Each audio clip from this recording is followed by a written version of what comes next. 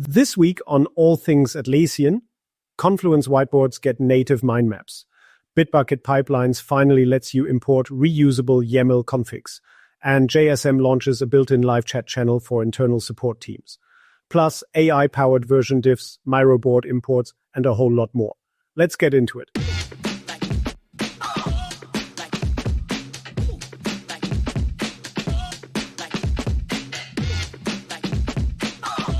Hey everyone, welcome back to All Things Atlassian. I'm Björn, and this is episode 3, your weekly rundown of everything new across the Atlassian ecosystem.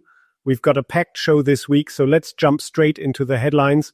First up, Confluence is rolling out AI version diff summaries on Premium and Enterprise. So instead of squinting at color-coded diffs line by line, you'll get an AI-generated summary of what actually changed between two-page versions.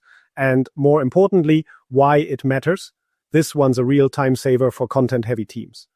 Next, Confluence now lets you import Miro boards directly as editable whiteboards. If your team's been running Miro alongside Confluence, this is basically your migration path. No manual recreation, just import and keep going. On the Jira side, the Unified Development Panel is now generally available. That means code commits, CI/CD pipelines, and security scan results all show up in one view right inside your software spaces. No more tab hopping between tools, and 2 more quick ones. Confluence databases now have version history, full restore capability, just like regular pages. And for admins, Atlassian Guard now lets you block mobile browser access entirely, forcing users onto approved mobile apps or desktop browsers, huge for regulated environments. All right, let's dive deep. Our first deep dive is Confluence Whiteboards, which just got a feature that changes the game for visual thinkers, native mind maps. Here's why this matters. If you've ever used a whiteboard for brainstorming, you know how it goes. Sticky notes everywhere, lines connecting things, and then someone has to translate all of that into actual work items in Jira. It's messy, it's manual, and half the context gets lost in translation. Mind maps in whiteboards shortcut that entire process. You'll find the mind map tool right in the whiteboard toolbar, click it, and you get a central node. Think of it as your main topic. From there, you branch out. Add child topics, sub-branches, as deep as you need to go. The branching connectors snap into place automatically, so your map stays clean and readable even as it grows. And you can expand or collapse branches to focus on just the part you're working on. But here's where it gets really powerful. Each node in your mind map can be converted directly into a Jira issue. One click and that brainstorming idea becomes a tracked work item, with a summary and assignee, the whole thing. And because it's a whiteboard, the visual context stays intact. The groupings, the hierarchy, the relationships. Your product manager can see the big picture while your developers work through the backlog. Pretty cool, right? Now think about what this replaces. Before you might brainstorm in Miro, then manually create Jira issues, then link back to the board. 3 tools, lots of copy-paste, context scattered everywhere. With mind maps in Confluence Whiteboards, that entire workflow collapses into a single surface. There's more happening in whiteboards this week too. Line snapping is improved. You can drag entire sections by their title bar, and there's a new JQL bulk import that pulls existing Jira issues right onto the canvas. Combine that with the Miro Board Import I mentioned in the headlines, and Confluence is making a serious play to be your team's single collaboration surface.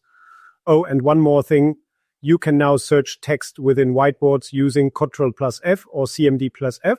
Sounds small, but if you've ever hunted for a specific sticky note on a massive whiteboard, you know exactly how big that is. All right, let's talk Bitbucket Pipelines. If you've been managing complex CI/CD workflows in Bitbucket, you've probably felt the pain of one massive Bitbucket Pipelines.iml file that just keeps growing. Hundreds of lines, duplicated steps across branches, and every change feels risky. Well, this week brings 2 features that finally fix that problem.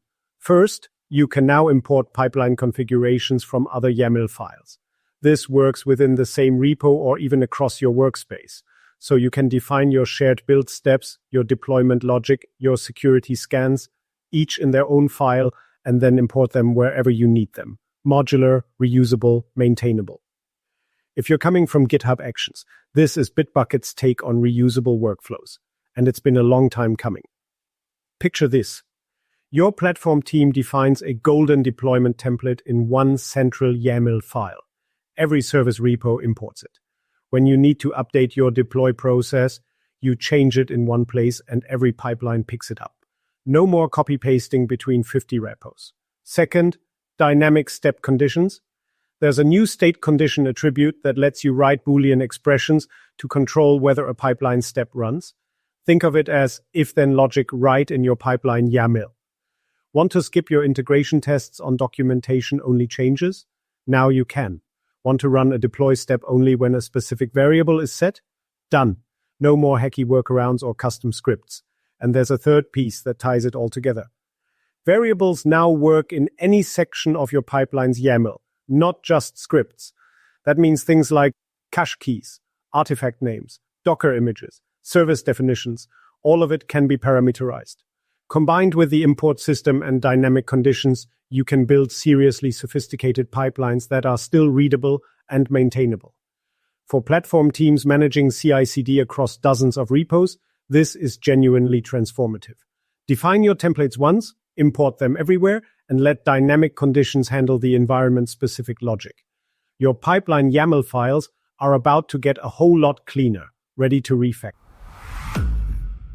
This episode is brought to you by Resolution. If you're an Atlassian admin juggling user licenses, check out User Manager and License Optimizer. They make it dead simple to clean up inactive users and save on licensing costs. Link in the description below. Our third deep dive takes us to Jira Service Management, which just launched something internal IT teams have been asking about for a long time, a native live chat channel. Think about how internal support usually works. An employee hits a problem, they go to the service portal, fill out a form, submit a ticket, and then wait. Maybe they get a response in an hour, maybe 3. For something like a password reset or a VPN issue, that's a lot of friction for what should be a 2-minute fix. Sound familiar? The new live chat channel changes this completely. It's built right into JSM. Your employees open a chat window, start typing, and they're connected to support in real time. No portal forms, no email round trips. But here's what makes this more than just a chat widget. It integrates directly with Rovo agents for AI-powered first response. So when someone opens a chat saying my VPN isn't working, Rovo can jump in immediately, walk them through troubleshooting steps, and only escalate to a human agent if the issue actually needs it. That means faster resolution for common problems and significantly less noise for your support team. On the agent side, there's a dedicated inbox for chat conversations separate from the regular ticket queue, so your agents can handle chats in real time without losing track of their ticket workload. And when a chat does need to become a formal ticket, maybe it's a hardware request or something that needs manager approval, it escalates seamlessly. The entire chat transcript carries over so nobody has to repeat themselves. This sits alongside Portal, email, Slack, and Microsoft Teams as a full channel option in JSM. You configure it in your project settings, set up routing rules, and you're live. For organizations running internal IT help desks on JSM, this closes a real gap. Your employees get the instant response they expect in 2026, and your agents get a manageable integrated experience. Time for quick hits, the rapid-fire round where we cover the smaller updates that still deserve your attention. There's a lot this week, so let's move. Bitbucket is adding test management directly into pipelines. You can now organize, track, and analyze test cases with execution summaries and flaky test management built right in. It even identifies your flaky tests so you can fix them instead of just rerunning builds. Available on standard plans and above. Staying in Bitbucket, PR reviews just got a lot better. You can now create multi-line comments by dragging to select a code range. And here's the good part. You can add multi-line code suggestions directly in the review. Your reviewer can literally write the fix for you, and you can apply it with one click.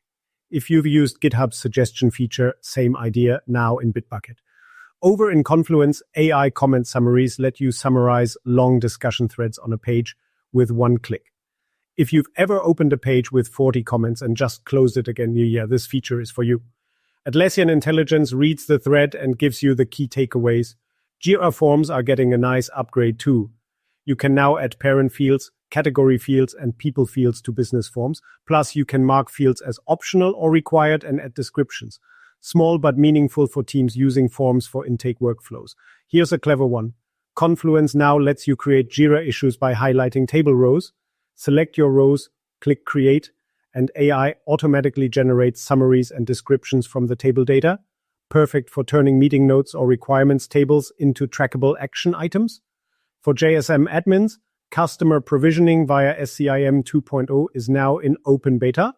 You can provision portal-only customers and customer organizations directly from your identity provider. Think Okta, Azure AD, Entra ID. Finally, automated customer lifecycle management without manual portal invitations.